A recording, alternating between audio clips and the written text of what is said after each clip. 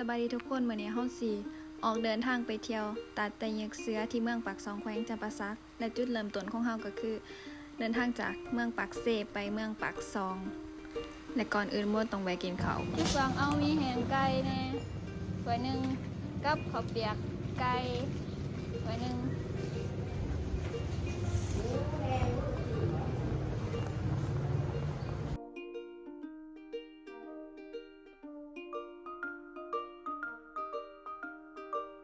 มาแล้วข้าวเปียกไก่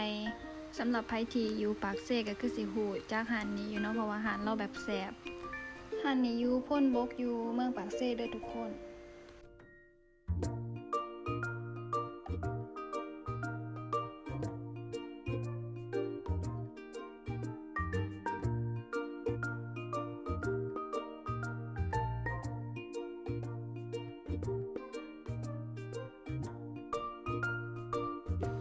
ก่อนออกเดินทางอีกหอพ่อก็มาแวะซื้อข้าวจีปาเตไว้กินเนาะเพราะว่าย่านหิวน้ำทางหานนี้แซ่บแห้งกินตั้งแต่ตอนเรียนมัธยมจนตอนนี้เรียนจบแล้วก็ยังกินหานนี้แซ่บ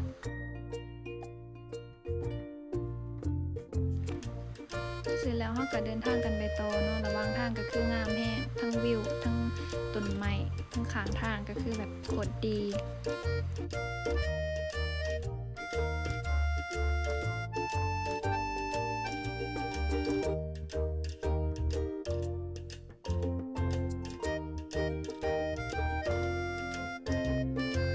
และก่อนไปตาเนาะมาแวะกินกาแฟหันคาเฟ่CC 1971ก่อนเนาะเป็นคาเฟ่ที่แบบรีโนเวทจากตึกเก่าที่ว่าผ่านสงครามมาแล้วก็ไม่เฮ็ดเป็นหานคาเฟ่แล้วทางหันสิตกแต่งเป็นแบบมีระเบิดแล้วก็มีปืนใหญ่เนาะทุกคนเป็นหานที่ยูนิคอีกหานหนึ่งในเมืองปากซองปืนใหญ่และระเบิดที่เห็นอยู่ในคลิปเนี่ยเนาะทุกคนเป็นของแท้เนาะที่ว่ามันใส่การบ่ได้แล้วเขาจะเอามาตกแต่งหานซากระเบิดและซากปืนพวกนี้แม่นพ้นเสียหายมาจากสงครามเนาะทุกคน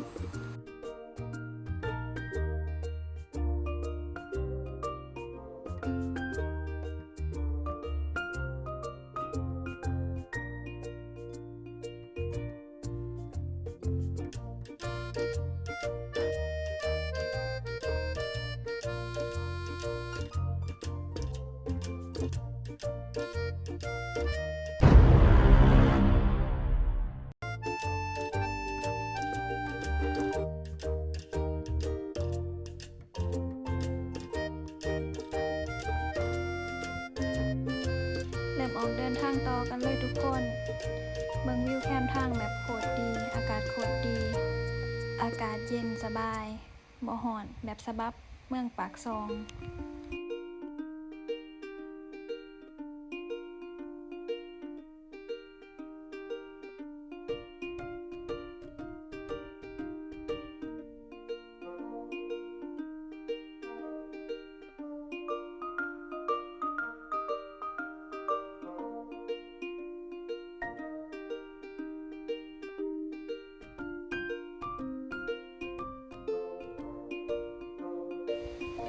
แต่ตอนนี้เขาก็มาหอดตัดแต่ยึกเสื้อแล้วเนาะทุกคนอันนี้เป็นทางที่แบบเขาต้องยางเพื่อลงไปตัด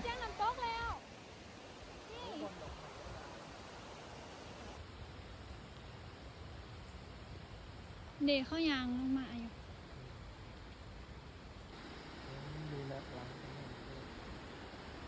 เห็นไหมอันไหนไหมอันไหนไปอีกมันแดดมันไม่เห็นหนาจังอันมา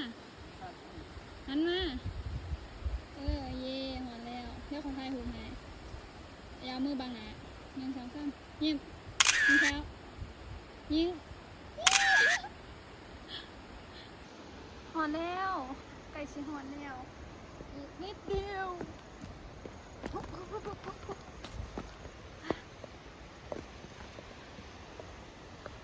เย้ในที่สุดก็มาหอนแล้วทุกคนเบิ่งวิวโคตรงาม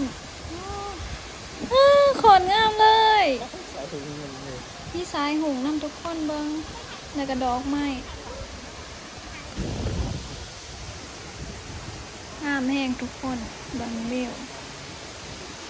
มีสายหงส์แล้วก็มีน้ำตกก่อนเลยสภาพ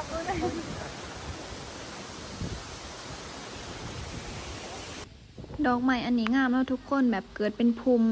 กันสีแบบสีม่วงๆบัวๆงามแห้งแล้วก็มีอายน้ำจากน้ำตกมัน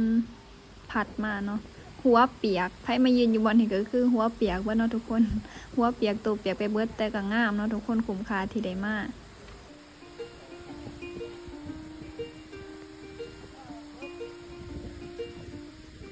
เป็นจังไดทุกคนงามบ่ตาตะเยกเสือเมืองปากซองแขวงจำปาสักประเทศลาวเฮาเนาะทุกคน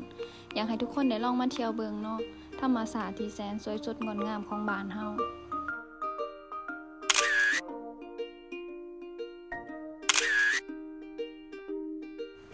จบไปแล้วเนาะทุกคนกับทริปนี้เฮาเดินทางมากอะทั้งไปทั้งกลับประมาณ200กิโลเนาะทุกคนสู่ชีวิตแห้งเนาะแต่ว่ามวนทุกคนอยากให้ทุกคนได้ลองมาตาตะเยกเสือเมืองปากซองแขวงจำปาสักซอปปลาว